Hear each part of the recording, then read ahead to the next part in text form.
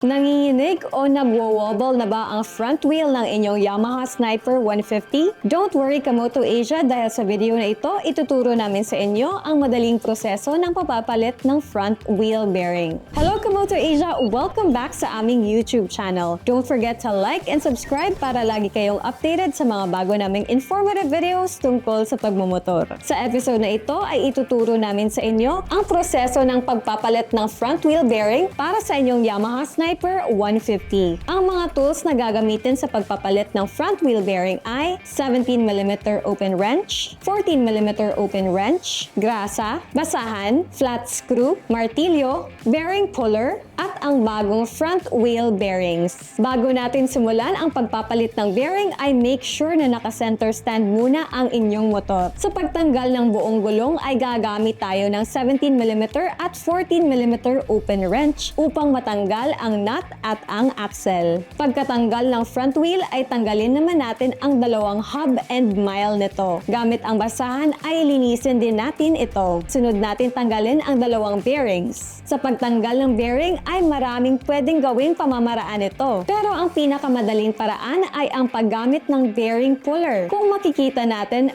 mas madaling matanggal ang bearings at mas safe ang prosesong ito dahil hindi tayo gumagamit ng anumang pamukpok. Kapag natanggalan natin ay pwede na nating ikabit ang bearings. Sa pagkabit ay make sure muna natin na nalinisan natin ang buong loob ng mags. Tandaan, siguraduhin 6300 ang bibilihin nating bearing dahil ito ang ginagamit sa front mags. And if you want to buy this bearing, you can check out the link in the description below. Bago natin ikabit ang dalawang bearing ay huwag nating kakalimutang ipasok ang bushing o axle guide sa loob ng mags. Sa pagkabit ng bearings ay ipupush din natin ang dalawang bearing. Pwede tayong gumamit ng mga special tools tulad ng bearing push and pull tools o kaya naman ang 24mm socket na siyang gagamiting guide para pantay ang pagkakapush ng bearing pag pupupukin na natin ng martilyo. At ibalik na natin ang buong gulong. Pwede tayong gumamit ng screws at ipasok natin ito sa butas ng front shock upang magsilbi itong guide sa axle upang mas madali itong maipasok. At muli, gamit ang 17mm at 14mm